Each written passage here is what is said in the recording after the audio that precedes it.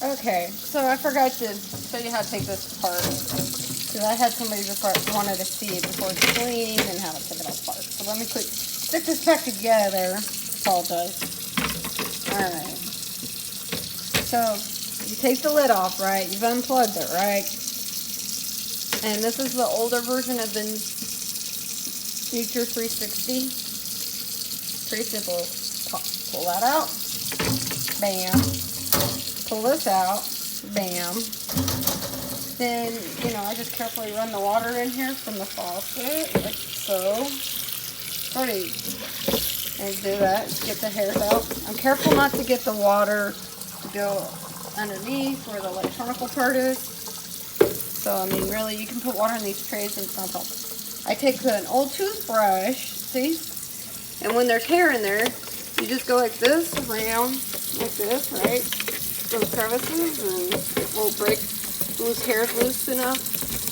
What this doesn't get, you can always probably use a can of compressed air to blow through. Pretty simple. First, taking this piece apart. I am still hatching babies, so I'm not getting a bunch out. Taking this fully apart, because there's the unit at the top that has the fan in it, and the heat sensor, moisture sensor, all that good stuff.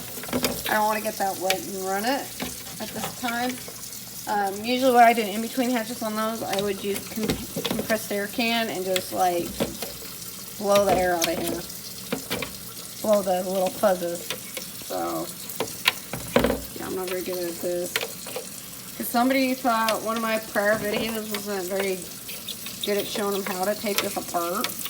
And I didn't really go into that because I thought it was pretty self-explanatory. So I apologize if you didn't realize how pretty simple this is. As you can see, I still have one of the red plugs in. I don't know where the other plug is. Because I've been dry hatching eggs, so I don't really add a bunch of water or anything crazy. And as you can see, I'm not the most expert at all this. But I just use soap and water when I clean them. So a little bit of soap. Let them air dry good between use. And you're fine. Oh, I missed a spot. See that? See if you can't get my little toothbrush in here. Like that. And as you can see, there's still a little hair in there. Not too bad though. I'm kind of zoom around. So there's still a little bit of hair, not a big deal. Run this again through there. They're still here, honey. They're in a curtain, staying warm. I'm just cleaning this out. So the reason I'm having to do this is my mama bird that's outside was sitting on eggs, and so some started hatching and some haven't, so I brought in the ones that hadn't hatched. Alright, so I have a spray nozzle on my spray, so like, and that got those hairs out, or feathers. I don't know why I keep saying hairs. I must be losing my mind, folks. Anyways, that's all I do. Let it air out. Wash it with a little bit of soapy water. Nothing spectacular.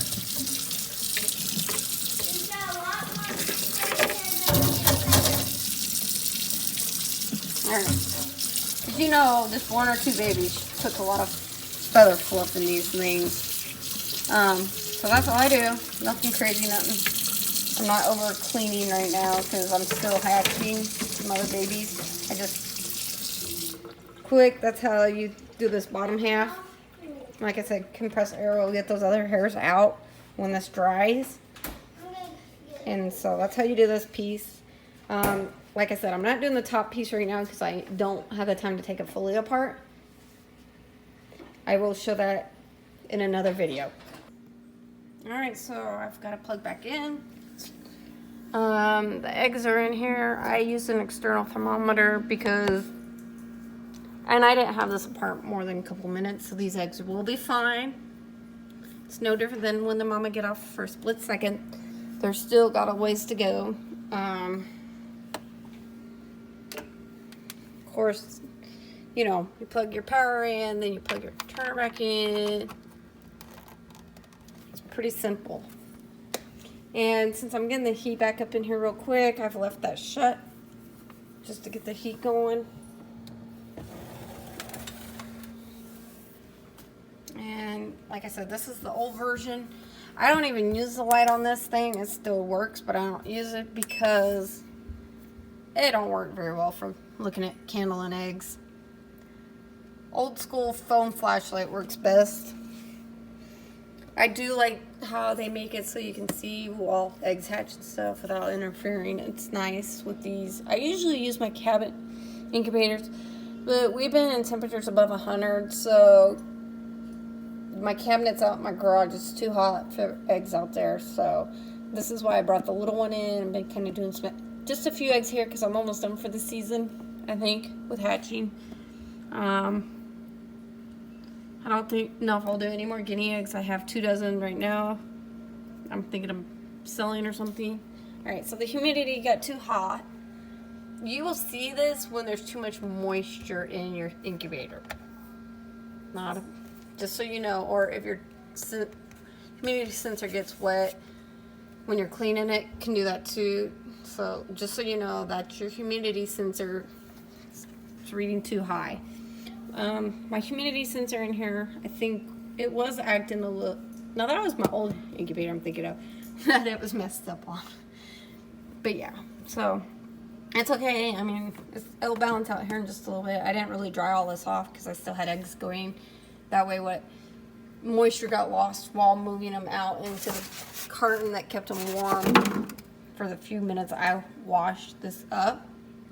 As you watched me do it, it was not long. Anyways, so I mean, that's mainly what I do, because I don't worry too much about the fluff that gets up in the fan. I just blow it with compressed air in between. And then at the end of the seasons when I take the top actual apart and we'll clean it nice. Of course, there are some exceptions where you've had those wonderful exploding eggs and you'll have to take it apart. And that's why I've done this plenty of times. I've had an egg explode. I know how to take this apart fast, get eggs back in. Yeah, because that was gross. And those eggs ended up hatching, had no issues, even with the egg that exploded. So these aren't bad incubators. I'm bigger fan of the cabinets that I use, just on sheer fact I can do oodles of eggs in there, and I do batches, and it's not a big deal. I have a designated incubator and a designated hatcher in the garage. You can see those in other videos on my channel, but this one I only bring out if I'm doing a small group and it's a group I want to see hatch, like the first time I do turkeys, or if I'm hatching a new breed I've never hatched. These are fun for that.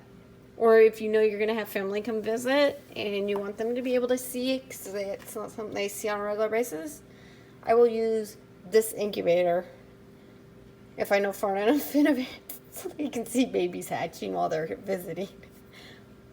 I am funny like that. But, like I said, these are pretty easy cleaning, honestly, in my opinion. But, you know, I thought I'd just quickly show you how I clean them out real fast. Yeah, get a can of compressed air. Those are really good. Bottle brushes work really good too. Like the little tiny, like baby bottle nipple-y brushes are good for in those grooves. Old toothbrush, as you saw, worked to help clean that out. And I mean, it's not hard to clean. I mean, don't overthink cleaning these like some people do.